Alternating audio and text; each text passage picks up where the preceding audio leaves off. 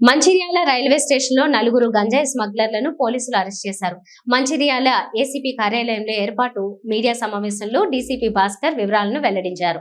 Mancherial railway station లో పోలీసులు అనుమానాస్పదంగా కనిపించిన నలుగురు వ్యక్తులను విచారించగా 1100 గ్రాముల గంజాయి లభించిందని డీసీపీ తెలిపారు.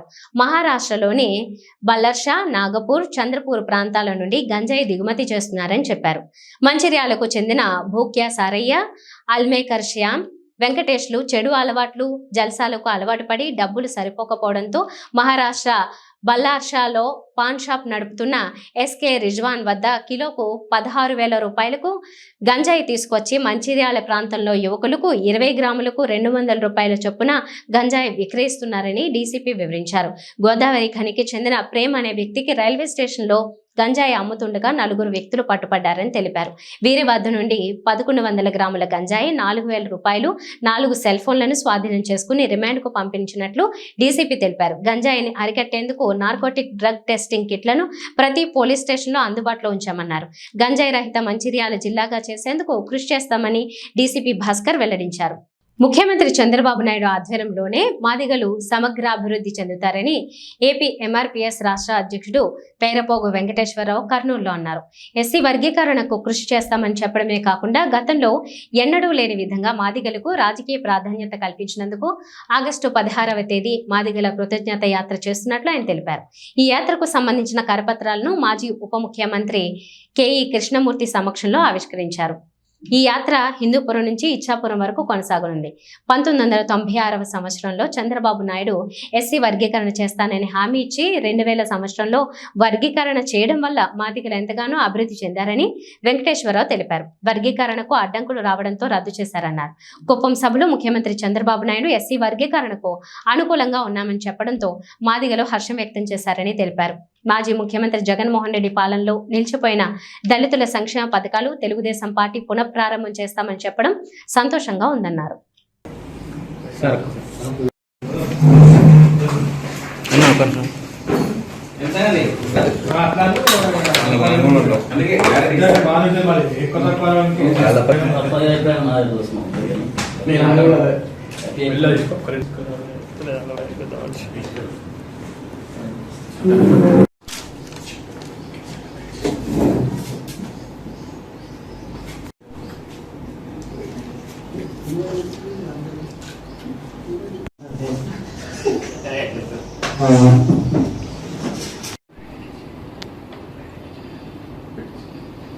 మనకాడంటే దాని డిమాండ్ ఉంది మన దగ్గర.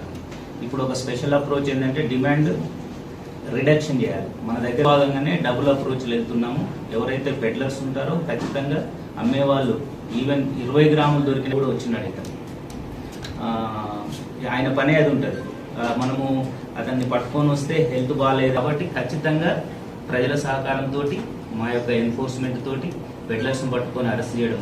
ఇంతవరకు గవర్నమెంట్ ఆర్డర్ ప్రకారము ప్రహరీ క్లబ్లను పెట్టినారు. దానికి ప్రోగ్రామ్స్ కూడా తీసుకుంటున్నాము. దాని మీద రేపు మీటింగ్ కూడా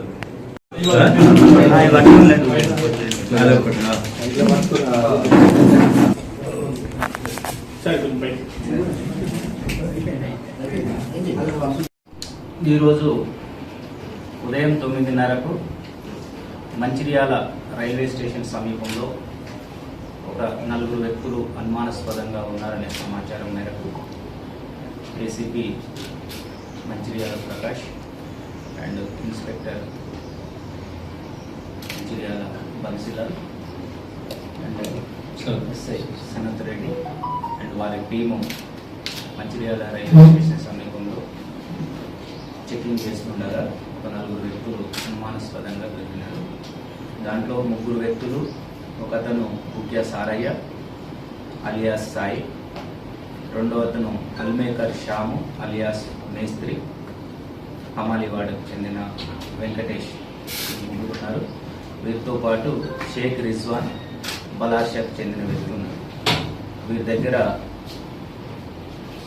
1100 గ్రాముల గంజాయి 2 ప్యాకెట్లను పట్టుకోవడం జరిగింది.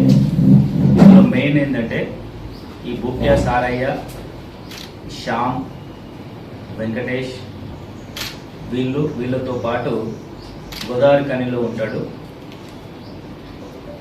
అతను ప్రేమ్. వీళ్ళు నలుగురు గతంలో గంజాయికి తాగడంతో పాటు గంజాయిని తీసుకొచ్చి అమ్ముతున్నారు. వీళ్ళు బలార్షా, మహారాష్ట్రలోని బలార్షా, చంద్రాపూర్ లాంటి ప్లేస్లలో ట్రైన్లలో వెళ్ళడము, అక్కడ అందుబాటులో ఉంటే అక్కడ గతంలో తీసుకొచ్చి ఇక్కడ ఉన్న యువతకు దాదాపు ఒక ప్యాకెట్ 20 గ్రాముల ప్యాకెట్ని 200 రూపాయలకు అమ్ముతూ డబ్బులు సంపాదించుకుంటున్నారు. ఆ విధంగా పరిచయమైన వ్యక్తి రిజ్వాన్. ఇతను బలార్షాకు చెందినవాడు.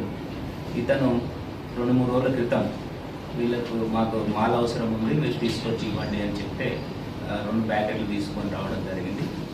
దీంట్లో ఫస్ట్ వీళ్ళకు 8,000 రూపాయలకు ½ కేజీ, దాంట్లో ఆల్రెడీ 4,000 అంతకుముందు పే చేసినారు.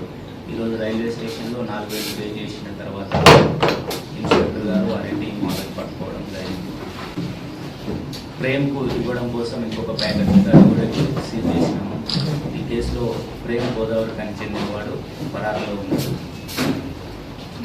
ఇందులో మేస్త్రి అనే అతను పాత నేరస్తుడు. కేసు సాయి మీద లేదు, కానీ వీళ్ళు గతం నుంచి కూడా అమ్ముతూనే ఉన్నారు. మేస్త్రి మీద చాలా కేసులు, దాదాపు 10-15 కేసులు కూడా ఉన్నాయి.